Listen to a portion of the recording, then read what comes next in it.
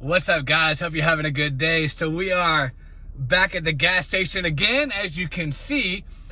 And for all those just like, oh, you need to get off the pump, let people come. Don't even make the jokes, because look, this gas station's not that busy right now. The pump behind me is broken, it's shut down. So don't even worry about it. Just mind your business on the gas pump thing. But anyway, in this video, I'm gonna tell another story about a time that a coworker of mine broke into my car, stole out the stereo system, the CD player, and rubbed it in my face.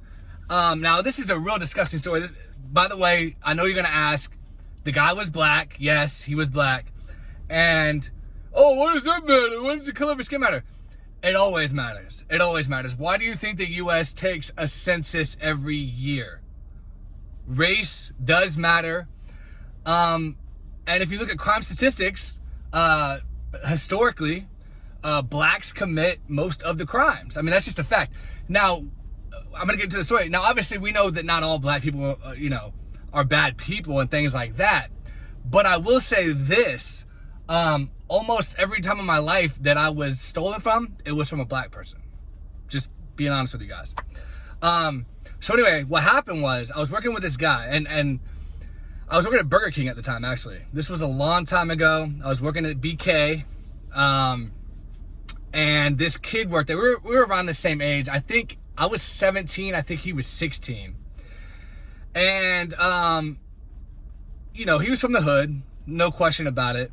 No excuse for any of this stuff. But obviously, if you're from the hood, you're more likely to do desperate things. But anyway, I was so young and innocent at the time. So I didn't even think about anything. I was just friendly with everybody. And one day I was going on my lunch break. And even though, I worked at Burger King, I was like, we were talking, he was like, what are you about to do for your break? And I'm like, I'm going to Arby's down the street. And he was like, oh, I'll come with you. I'll grab some Arby's too. He was like, cool. And I was like, yeah, that's fine. So we rode down the street to Arby's together, probably like a 10-minute drive away. And he kept admiring like my CD player. I remember that. It was a Pioneer. And at the time, listen, I did not come from money at all. So this CD player was super nice to me. I think I spent, if I remember correctly, and granted, this was a long time ago, I think it was like over $200, and then installation. It ended up being like close to $300. And when you're 17 years old and you don't come from money, $300 is a lot of money. The car itself, it was a Nissan Sentra. It was my first car. I only paid $1,000 for the car. So the CD player was a third of the price of the car. So that was a lot of money to me. It took me a long time to save up about $1,000 to buy that first car. And then I had to save up even more to get the CD player. But anyway, it was very important to me at the time. This was before iTunes. This was before streaming, any of that. LimeWire wasn't even around back then. Like, I remember we used to go to the flea market and buy CDs, burnt CDs, because people had the high-end computers that could burn CDs back then. So we buy like the 3 for $10. So you had to have a CD player back in these days. This was before iPhone and all that stuff.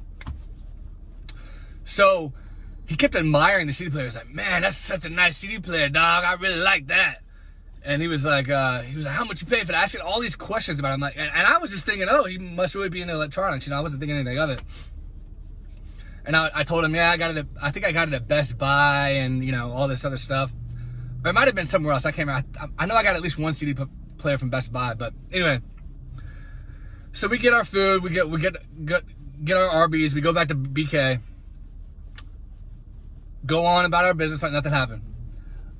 Within a week, I can't remember the exact time frame, but like a week later, I remember it was a really bad storm that night. And he was not working. This guy that I worked with, he wasn't working.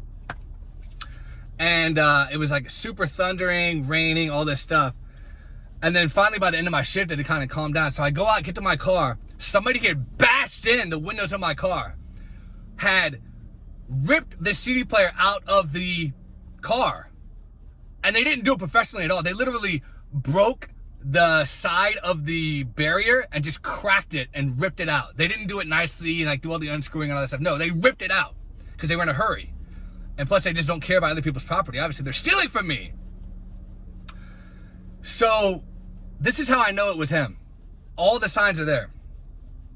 He literally, next time I saw him at work, he was like, he had this like really disgusting, sickening smirk on his face. He's like, Chase, man, what happened to your car, dog? He was like, they stole your CD player? He was like, He was like, man, that sucks, man. That sucks. And he kept like giving me like this look. I just wanted to fucking grab him, choke the life out of him. But I'm like, yeah, whatever. So then, and this is how it just kept all adding up. This guy was a thug, like a straight up thug. So then, like a day later, he was like, dog, hey, I know you need a new CD player. He was like, I got one I could sell you. I thought he was gonna try to sell me my old CD player back.